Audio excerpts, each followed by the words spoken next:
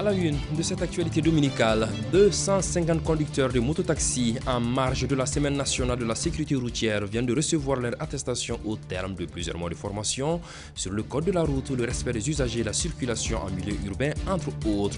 Une formation qui est le fruit d'un partenariat entre l'Union nationale des mototaxis avec la société Boxer Kaba Kaba. Un tournoi d'échecs mettant en confrontation des juniors, des seniors en dames et messieurs pour célébrer la journée internationale des échecs ce 20 juillet. Un tournoi national à l'initiative de la FEMAD, Fédération malienne des échecs et ses partenaires russes, et l'initiative africaine des perspectives sahéliennes. C'est avec beaucoup de bonheur que nous vous recevons pour ce journal de la cité. Vous savoir aussi nombreux devant vos écrans est un honneur pour nous. Bonsoir et bienvenue à tous.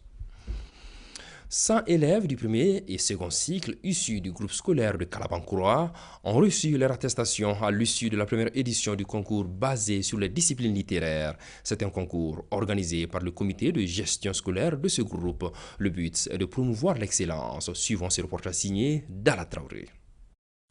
Badjalo Sissoko est une femme heureuse ce samedi 19 juillet 2025. Très émue et le sourire aux lèvres, elle reçoit les distinctions de sa fille absente, triple lauréate du concours Bic d'Or. Un concours qui a mis en compétition 100 élèves du groupe scolaire Kalabankoura dans les disciplines littéraires. À l'issue de la compétition, 10 meilleurs élèves ont été retenus. L'objectif est de cultiver l'excellence dans les écoles publiques du Mali. C'est la joie. C'est la joie.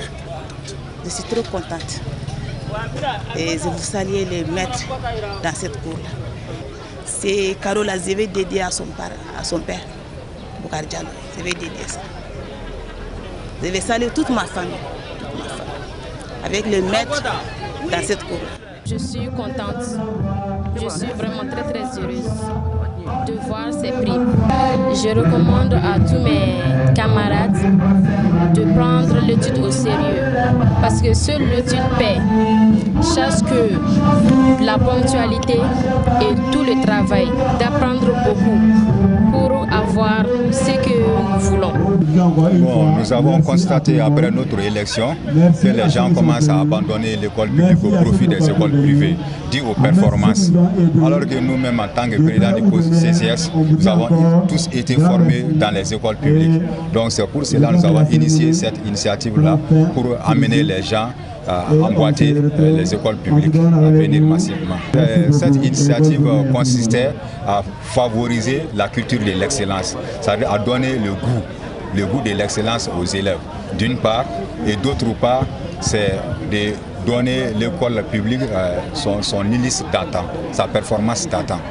En plus du soutien des partenaires, le comité de gestion scolaire du groupe scolaire de Kalabankoura bénéficie du soutien du centre d'animation pédagogique de Kalabankoura. Très bien, c'est une fierté, une grande fierté.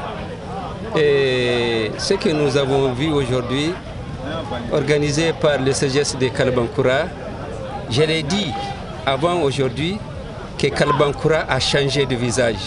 Depuis l'arrivée de ce nouveau groupe CGS, je l'ai constaté, vraiment, nous ne pouvons que dire félicitations au CGS de Kalabankoura. Le CAP est fier d'avoir des partenaires aussi généreux, aussi engagés que le CGS de Kalabankoura. Les 10 lauréats ont respectivement reçu des matériels didactiques en guise de récompense. 2 directeurs de ce vaste établissement ont également reçu des tableaux d'honneur. Je vous l'annonçais au sommaire, la Semaine nationale de la sécurité routière a aussi été marquée par des programmes de renforcement de capacité. 250 conducteurs de mototaxi en marche de l'événement ont ainsi reçu leur attestation au terme de plusieurs mois de formation sur le code de la route, le respect des usagers, la circulation en milieu urbain, entre autres. Une formation qui est le fruit d'un partenariat entre l'Union nationale des mototaxis avec la société Boxer Kaba Kaba. Mohamed Bari. Plus de 250 à recevoir ce précieux papier, un certificat de formation, fruit de plusieurs mois d'apprentissage. L'initiative est née d'un partenariat entre la société de vente de mototaxis, Boxer Kaba Kaba, et l'Union nationale des mototaxis du Mali. Une collaboration qui vise à améliorer et à professionnaliser un secteur en pleine expansion, mais souvent dénigré pour son manque de régulation. So this happens every Saturday and we started in the month of March. and till now, so 9 months have completed. Till now we have given around, successfully we have given 250 to 300 chauffeurs training, and for the next 3 months we are targeting around 1000 people. Okay. Alors l'activité, on a commencé au mois de mars, ok. Donc on a eu à former 250 personnes environ, ok. Et on va continuer à faire d'autres formations. Et comme on l'a si bien dit, l'objectif c'est d'atteindre les 1000 et de dépasser 1000 personnes. Donc nous avons procédé à des identifications, des enregistrements et des identifications. Donc chaque mototaxi qui est dans l'UNA Mota est identifié, il a une carte, il a un gilet. Et sur ce gilet, il y a des informations qui permettent de l'identifier parmi tous les autres conducteurs de mototaxi. C'est une identification qui est unique. C'est unique au porteur du gilet.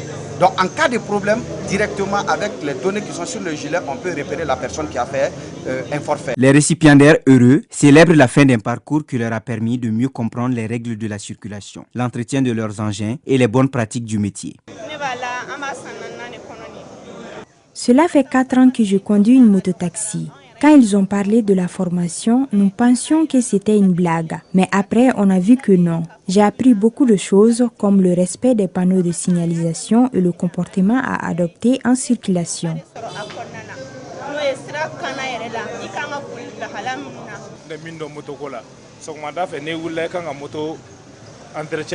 J'ai appris au cours de la formation l'entretien à faire sur la moto chaque matin pour qu'elle dure longtemps. Je ne savais pas cela et j'ai aimé apprendre. Ces 250 conducteurs formés roulent désormais vers un avenir plus sûr, plus responsable et surtout plus professionnel.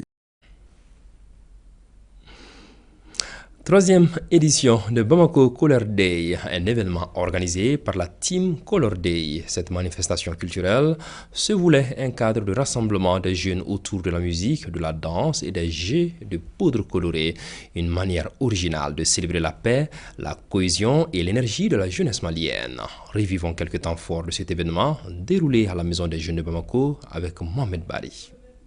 Ce week-end, une atmosphère de joie régnait à la Maison des Jeunes. Des centaines de jeunes, vêtus majoritairement de blanc, ont répondu à l'appel de la Team Color Day pour participer à la nouvelle édition du Bamako Color Day. Poudre en main, les participants se sont lancés dans un véritable tourbillon de couleurs au rythme des musiques urbaines locales. Bamako Color, c'est chaud, c'est doux. On est ici, on se balade partout, on se colore partout. C'est tellement doux, on aime ça. C'est ma deuxième édition à Bamako Color Day. Avec mes potes et mes amis aussi. On est vraiment contents et l'ambiance est bon aussi, quoi. J'ai reporté mon voyage pour venir spécialement aujourd'hui. En fait, j'ai vraiment aimé. Et puis je félicite les gens qui ont organisé. Ils ont fait du bon travail en fait. En plus, c'est tellement organisé. Au-delà de l'aspect festif, les organisateurs ont voulu véhiculer un message fort, celui de l'unité, de la paix et de la créativité. Ce que moi je peux dire à la jeunesse malienne, c'est que Bamako Color Day, ce n'est pas pour nous, c'est pour tout le monde.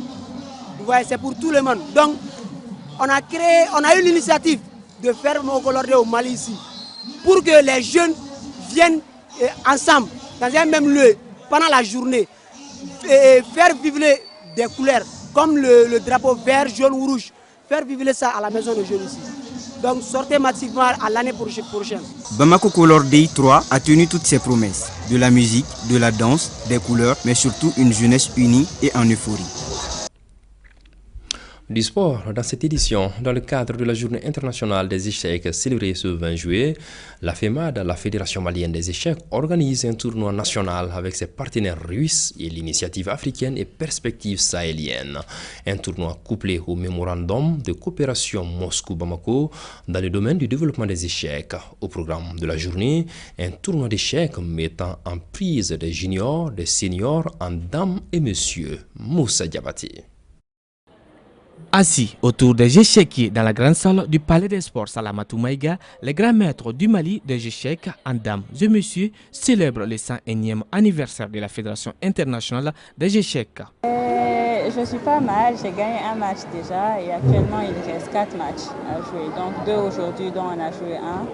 On va faire le second round tout à l'heure, donc demain encore on va faire 3 matchs. J'espère pouvoir être parmi les 3 premiers quand même. Plus de 30 ans que je joue ce jeu-là. Le niveau est relevé parce qu'il y a des bons joueurs, il y a des anciens champions et puis il y a des joueurs compétents aussi. Donc on va se battre.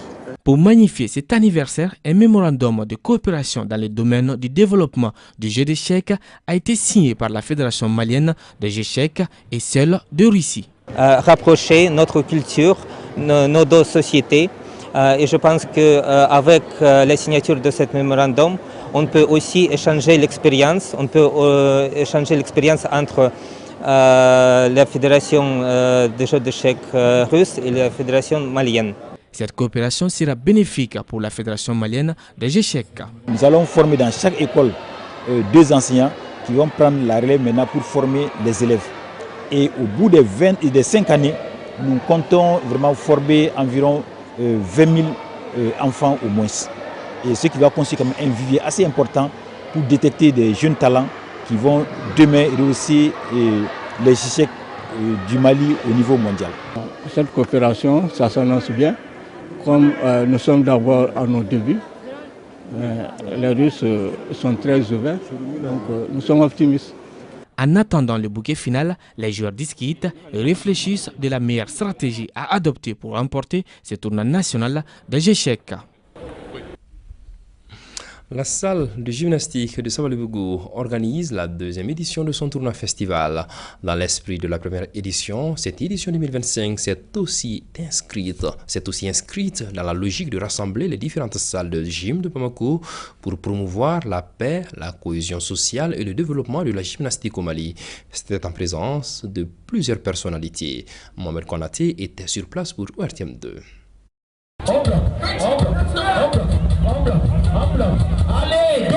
Plusieurs clubs de gymnastique de Bamako ont pris part à la 2e édition de la journée culturelle du club gymnastique de Sabalibougou. Cette édition a été organisée pour mettre en valeur le sport dans sa globalité. Selon les organisateurs, l'objectif de ces rendez-vous est de promouvoir la gymnastique à travers tout le Mali. J'ai initié cette activité parce que j'ai vu que dans notre secteur ici qui est Sabalibougou, il n'y avait pas de gymnastique ici parce qu'il n'y avait pas assez de clubs de gymnastique ici. Donc j'ai amené ça afin que les jeunes, les vieilles personnes puissent cohabiter ensemble. L'objectif de rechercher d'abord c'est la cohésion sociale. Comme le thème l'indique, la lutte contre l'amalgame racial à travers le sport. La gymnastique c'est faire travailler le corps, c'est-à-dire ça peut lutter contre beaucoup de maladies. Je tiens à vous informer aussi, actuellement à l'instant que je vous parle, il y a une délégation de la Fédération malienne de gymnastique qui est actuellement en Algérie, en partance vers Portugal pour une compétition. Oui, effectivement, c'est une discipline olympique. Nous invitons les jeunes, surtout dans les quartiers, toujours vraiment d'œuvrer dans ce sens-là. Parce que c'est à travers ça que nous pouvons chercher des meilleurs pour pouvoir former une équipe pour compétir au niveau international. L'édition 2025 s'est déroulée autour d'activités gymnastiques diversifiées comme l'aérobie danse, les body coma, les body attack, les body pump, les fitness, entre autres. Ces activités ont suscité la joie des participants. Depuis que j'ai commencé à pratiquer, c'était en 2022. Beaucoup de choses ont changé chez moi, sur les maladies. J'invite tous les jeunes à pratiquer le sport parce que ça évite beaucoup de maladies. Ça nous aide aussi à nous distraire avec les amis et autres. Je ne peux être que contente de voir tout ce monde se mobiliser autour du sport. Le sport déjà c'est la vie et voir que autant de personnes se sont mobilisées pour faire de cet événement un événement réussi, je ne peux qu'être fière. Et je suis très contente de voir que la gente féminine est vraiment sur la place. Déjà, on m'a fait porter le choix de marraine. Ça a été une fierté pour moi. La 2e édition a tenu toutes ses promesses, d'où l'appel des organisateurs aux salles de gym à redoubler d'efforts et à se préparer pour la prochaine édition.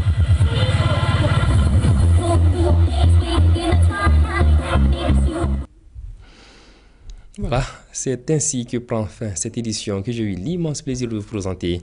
Le journal Mbamana, c'est tout de suite avec Daouda Koné. Un clin d'œil à toute la diaspora malienne, nombreuse que vous êtes à nous suivre hors du Mali. Ce soir, nous disons bonsoir à tous ceux qui nous regardent du côté de Abidjan, la capitale ivoirienne. Paix et bénédiction d'Allah sur le Mali et très belle entame de semaine à tous.